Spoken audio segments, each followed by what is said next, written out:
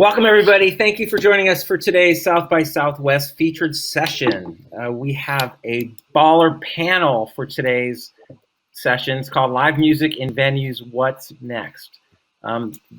They are, the three ballers surrounding me, are Grace Blake. She's Artist Relations and Promotions at Iridium since 2011, also co-executive director of My Good, and she's producer of Front and Center Entertainment. Welcome, Grace.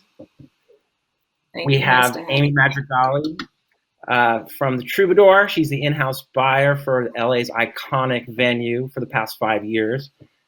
She also has worked at Seattle's KMTT, One Reel, which produces Bumbershoot, Pearl Jam, Q Prime, and the Billions Corporation Agency. Welcome, Amy. Glad to have your well-rounded perspective here. And last but not least, Dana Frank, President and CEO of First Avenue Productions, whose holdings include 7th Street Entry, the Turf Club, the Fitzgerald, the First Avenue Main Room, the Palace Theater, plus the Depot Tavern. She is also the NEVA Board President, National Independent Venue Association, of which all of these venue owners are a part of, our employees, as they may be. And you were all also recently named to the board, right? Not Dana per se, but Grace and Amy. So congratulations on that. So before we get into where we're going in the future, I just want to backtrack a little. As I said earlier, NEVA is something that's going to be studied for years. What you all accomplished this year is mind-boggling. Nobody gets funding. No one gets, was it 15 billion? I mean, how the heck does that even happen? But before we get to that, I just want to talk a bit about before the pandemic hit and all hell broke loose. I want to just know how, in general, your venues were doing. Right before that. Grace, we'll start with you. How is Iridium doing that first quarter of 2020 and previously? Well, I'll back up a little bit before I get into the doom and gloom of the first quarter of 2020. 2019 was a stellar year. It was absolutely incredible. We, had gotten so far out in advance of, pretty much booking up our entire year going into 2020. Looking forward to celebrating Iridium's 25th anniversary. Had lined up some great artists, to pull us through, and we ended 2019 with a multi-nighter. It's an annual residency that we do with Macy Gray, and then we escort our guests out to watch the ball drop. So it's we were on a high, and going into 2020, we were getting ready to launch a few programs, and then the floor, went out beneath us, and it was a shock. Yeah. And I think that's, what we see at Polestar is that the grosses were getting higher, attendances were going up, like it was going gangbusters for our entire industry. Amy and Dana, would you say, just in general for your businesses before the pandemic, they were doing well? Yeah, we were having a really good time with the Troubadour, looking at a really good 2020 until things stopped on March 11th. Yeah. And Dana, you as well. Yeah, we were in pretty rapid expansion mode. We went from, 2 venues to 4 to 6 within, 26, 32 months, something like that. So we were really finding our groove, able to service artists in Minneapolis, St. Paul, like at every step of their career. We had spent all of 2019 planning our 50th anniversary, which was April 3rd, 2020. So, we had partnerships throughout the entire Twin Cities, and we had artists and we had underplays, and we're really looking forward to kicking that off, and felt like, this was going to be the year that we were going to celebrate like everything First Avenue is and was and is yet to be. It's so interesting. This is happening during South by Southwest, or this panel is, and I think nothing may have hit us more in the gut. Maybe the first sort of salvo was South by Southwest canceling, and I know a lot of people really felt that. I know Ultra had happened the week before, and then Coachella I think may have happened just before as well. But it was all just really the dark forces were gathering, so to speak. And I know that sort of led to the formation of NEVA. Really, if we're going to make the full circle here, what I saw was after South by South was canceled, the Reverend Moose, who does the Independent Venue Association, had a meeting like the 6th or something, like right around the same time. And that led eventually to NEVA's formation, correct? Maybe Dana, you can speak to that? Yeah, so Reverend Moose gathered everybody on a conference call. I'm not even sure if it was a Zoom. I remember there were like 6 of us in our First Ave conference room, like huddled over a phone, just like trying to take in as much information as we possibly could. And, you know, at the end of the call, another call was set, and then everyone wanted to keep talking. And then at the end of the Zooms, I would want to say probably later on into March, the conversation definitely turned to like, there should be an organization. We should formalize something because this is going to be a lot longer and harder than we were thinking it was going to be, you know, at the beginning of March. Yeah.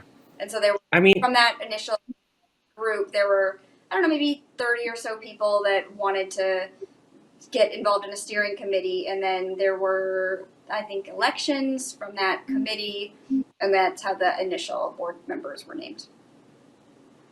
So we could spend this whole panel talking about the success of NEVA, which I would love to do, but really we're looking to the future. But I do just want to go real briefly, like it is amazing what happened that a $15 billion bill got passed. Like that is unheard of. I think it's the most funding for any arts organization ever. It's more than the NEA.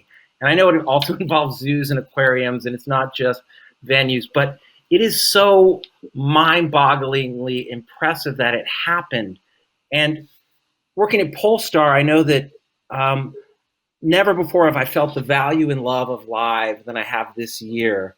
What are your takeaways from whatever you the venue wagon hitched to, whatever that zeitgeist / government policy / outpouring? What did you learn from this year? Grace, what's your take on the success that NEVA had this year?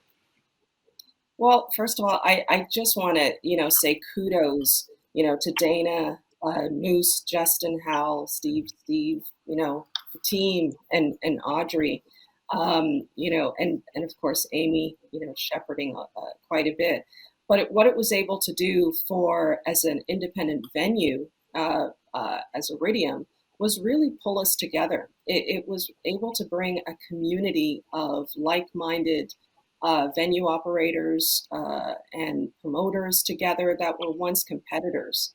And this is something that I had been, championing and longing for so long, for us to come together. It's not an or an island, but we're a community. And we really should be working together. I can't book every artist. Amy can't book every artist. Dana, can't monopolize and cannibalize everything. So I just think that there's so much to share, and there's so much to be able to offer artists that are planning out routes and traveling. But the main thing was really being able to, provide some comfort, and how to navigate the system and how to really, say to Congress, you really need to step up to these venues that never asked for anything. We were self-sufficient, and I still feel that, we are, but we are, we provide the arts and culture to the community, and you just can't let that die. So to me, it was a lifesaver. One thing I think I've talked to Dana about this before too, is that the venue industry, people have no idea necessarily what they do. They think we just put on shows and then, we get the tickets and we get the money and then we're done. But it's so much more than that. There's production that has to happen. There's marketing. You have to be in touch with your local politicians to make sure the show goes on and noise complaints are dealt with. And it's almost like it's a Willy Wonka type of business that they can do anything. And this may be the greatest personification of that. And the people you got on that original team, the core and these board members, like you guys could do like let's build an amusement park, or let's let's run a small city. I mean, do you feel like that this is the clear example of that? Amy, I'll defer to you on that. Yeah, I think, to echo what Grace said, we learned about the power of community and how much we need our community and how much we can accomplish as a community. I think I've personally learned that you can have a relationship with your government. It's a call and response.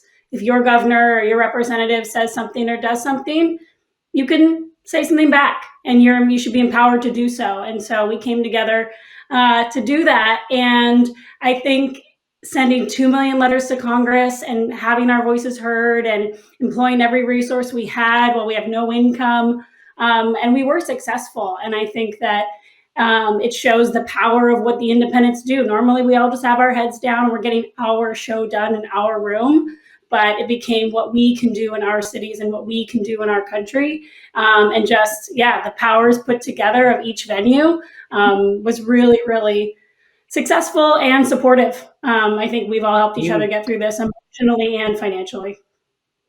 Tell us about the first political call you had, the first lobbying call you had. Yeah, good question. It was with Representative Adam Schiff, who had just finished his first impeachment of our past president. And it was myself and my GM, Christine Karayan, as well as Adam Schiff and 2 of his legislative aides. One of the funnest things I've learned is an LD in the political world is a legislative director, and an LD in our world is a lighting director. Just sort of funny things that you never think about. But it was with Adam Schiff, who I live in his district, and the troubadour sits in his district. He is truly my representative. And it was nerve-wracking. I was so scared. But he listened and he understood, and he is a great representative for Hollywood, and he's been a champion of us the whole time. He signed every letter we asked him to sign. He co-signed SOS. He supported Restart. We found great support from our representative, and we're really lucky for that. I mean, this is what's so crazy is that, people think, well, again, you're just putting on a show and taking tickets, but you're talking to Adam Schiff, one of the most powerful people in the country, as your first call, as lobbying. And I mean, Dana, have you had any of those moments where you're just like, oh my God, I'm like, I'm talking to Biden or something, or it's just like this crazy, the access to power and what you guys are doing on this national, international level is kind of mind blowing. Yeah, I mean, every day it's a little bit of like, oh my God, what?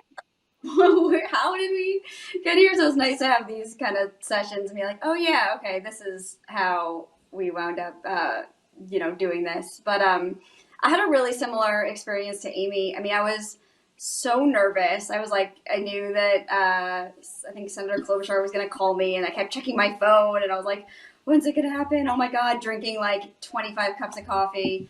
And it was really like a really wonderful experience, looking back, obviously, just, hearing that they cared and really listening and be like, oh, okay, there's like, we're not just alone out here. There's people that are going to fight for us and that care about our businesses, that want us to get through this. And so that was one of my major takeaways, from the last year. It was a really empowering experience. I'm sure. I mean, it's just unreal. It's like, Mr. Smith goes to Washington, Miss Smith goes to Washington. And like, it's just, this doesn't exist. It's such a wild, wonderful anomaly. And we can celebrate and do our victory dance. But now comes the hard part, right? Everyone's waiting for the Small Business Administration to put out these rules. Venues are still falling to the wayside. They've changed the name from SOS to something else. What is it now? It's like, it's a terrible acronym. What is it? SVOG, Better Venue Operating Grants. Yeah, I mean, SOS was so much better than SVOG, but now it is SVOG. We didn't brand that. We didn't brand SVOG. Yeah, the government's not good at branding, apparently. So, but now we're in this sort of, are we in a purgatory now? How would you describe it, Dana? Yeah, we're waiting for the SBA to finalize the rules, the regulations to open up the applications. We certainly are very anxious and talking to them or nagging them, I should say, every day. We are hopeful that an SBA administrator gets confirmed soon so that we have somebody from the administration that, will be able to help guide the process along. I think what I've read is that there's concern about just the money going to places it shouldn't be, and they've had trouble with some of the loans in the past. Is that what's the holdup? They want to just make sure they're doing this right. Are you in touch with them about that? That's certainly the balance. You don't want to rush and have it be done inaccurately, because I think no one is certain that 15 billion is enough with all of the entities. So we definitely need the SBA to provide those safeguards in place to make sure the money goes to entities that Congress designed it for. But at the same time, it needs to happen ASAP. So it's a delicate dance. So meanwhile, the industry, it's still sort of schizophrenic, but we are moving sort of forward. We're seeing it in LA here, where now it's ollie income free after being on lockdown. Talk about schizophrenic. It went just so quickly. And in New York, I think they're doing 10% of the larger venues per Cuomo. We're seeing some of the southern routing opening up. There's some big shows going on there. There was a show in New Zealand. 660 had 32,000. There's very few cases there at a stadium, which is just unbelievable. So are things creeping back for you all, Grace? Are you seeing anything coming back to your venue at all? No, to say it quite bluntly, in New York has got one of the, I think, strongest restrictions. Yes, there is news that, Barclays Center, MSG can operate for sporting events and yet other events to be defined at 10% capacity. However, it still doesn't address the independent venues that are from your, 100 seaters to and up to be able to put on live shows. It's, today's one of our warmest days. It's 40 degrees out there, but, we've had, below freezing temperatures. And there's, nothing to be able to do outside performances. They do have the open culture bill. But there's still so many restrictions there. It's there's no way that a venue can really make money from that. It's really more from a marketing perspective, but there's still many things that we have to procure as venues in terms of permits. So that's kind of like, throwing us a little bone. So I do look forward to, the vaccination process that continues to happen. And once we get to that herd immunity, that we'll be able to start doing indoor performances.